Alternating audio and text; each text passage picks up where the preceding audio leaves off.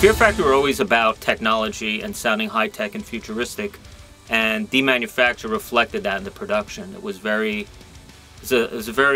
technical sounding record, very digital sounding, very cold, very cinematic, like a big soundscape to it when you listen to it. There's a reason why that record is such an amazing classic record. It was definitely a vision I had, but I'm not taking the credit because it was a vision that the band had as well. It wasn't like I was coming up with these ideas of what we wanted and telling it to the band. The band and I had these ideas together. We both saw the path forward for the band. And that path forward was to basically evolve Fear Factory outside of death metal. You know, as much as I love death metal, it's a very limited type of genre. There's certain kids that don't like growling, that aren't going to listen to a band, you know, if they hear growling. Like Metallica wouldn't be the biggest metal band in the world if James was a death metal singer, you know. So we knew that we wanted to take Fear Factory to a wider audience, but we wanted to do it in a way that didn't compromise who they were. So Bert was trying to work on basically perfect his vocals, get them away from growling, but still keep them tough and heavy.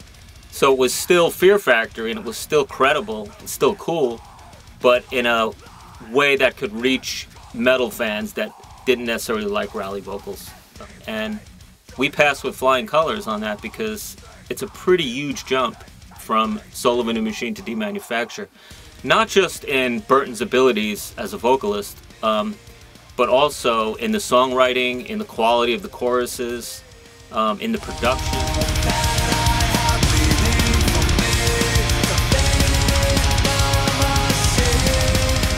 You know, to this day, that image on the cover of Demanufacture, which is the spine morphing into a barcode, which relates to Fear Factory's man versus machine thing, that which is their long-going concept. I mean, that was a brilliant piece of artwork.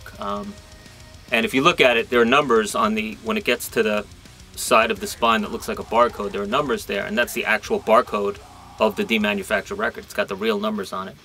So it was really an iconic piece of artwork that just tied together the record in a beautiful way. And I saw a t-shirt of it recently. Actually, it wasn't a t-shirt. A guy who had the cover of Demanufacture tattooed to his back. So the spine on his back lined up with the spine on the image. And it was just pretty amazing. But when you see stuff like that, you just realize how iconic artwork can be, or what these records mean to people, how it's affected their lives. And Demanufacture was when Fear Factory just, perfected the formula and became the Fear Factory of today that, that people know. That's really, in so many ways, almost like their first record.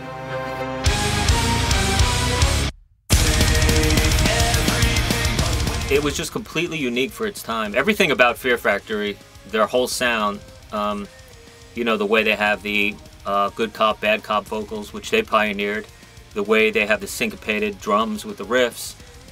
Even the fact that Fear Factory were doing industrial remixes of their songs pretty much before any other metal bands were doing that. They did it with Fear is the Mind Killer. They did it with Remanufacture, which was the companion piece to Demanufacture. No bands were really doing that back then, and there's just such a unique element to the band's sound that I think, no band has quite been able to capture or imitate what they do. To this day, they're completely unique in their sound. There's just nothing about the record that sounds dated. The production's not dated. Nothing. It's just it sounds as good to me today as it did when it was recorded in, I believe, 1995. Well, that's when it came out. And the bottom line is, great songs are great songs. There are songs on that record that metalheads are still going to be getting into 20, 30 years from now because they're just fantastic songs.